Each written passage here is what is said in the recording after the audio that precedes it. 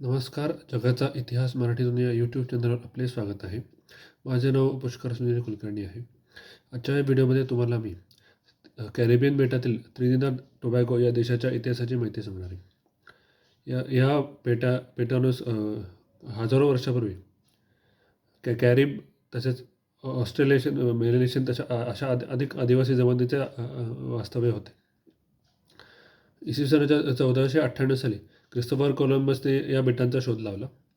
पण त्यानंतर सुमारे 100 वर्षापर्यंत ते परकीय लोकांचे वास्तव्य झाले नाही. 15व्या शतकात तिथे स्पॅनिश लोकांचे आगमन झाले.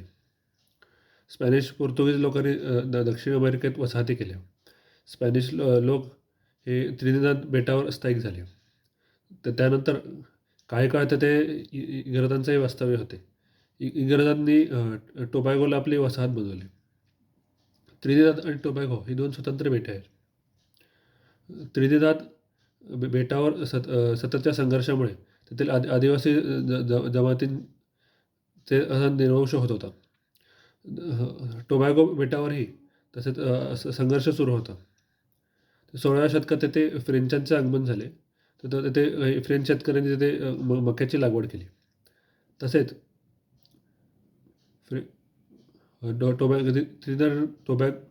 टोबॅगो बेटांवर शेतीच्या लागवडीला वेग आला.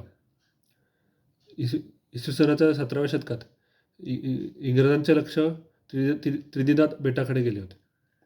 1797 साली इंग्रजांनी त्रिनिदाद बेटावर हल्ला करून ते जिंकून घेतले व तेथे आपली वसाहत बनवली.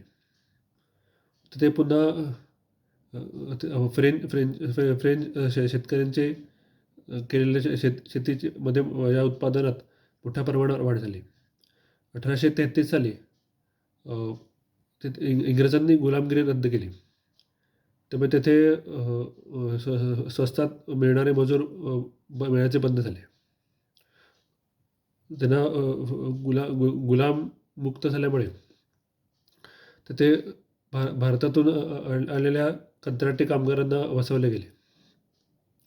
मात्र त्यांची कंत्राटीची मुदत संपल्यानंतरही ते मुदतीचा वेळ संपल्यानंतरही बऱ्याच भारतीय कामगारांनी तिथे राहण्याचा निर्णय घेतला व तिथे स्थायिक झाले व तिथले रहिवासी बनले.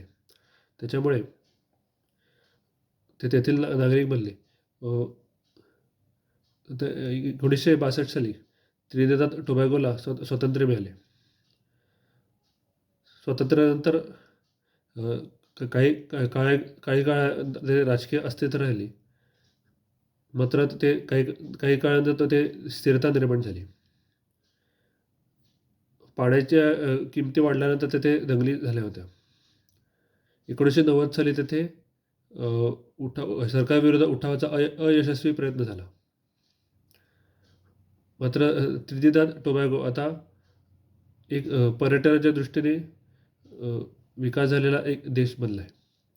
माझा व्हिडिओ तुम्हाला आवडला असेल तर लाईक करा, शेअर करा आणि सबस्क्राईब करा. धन्यवाद.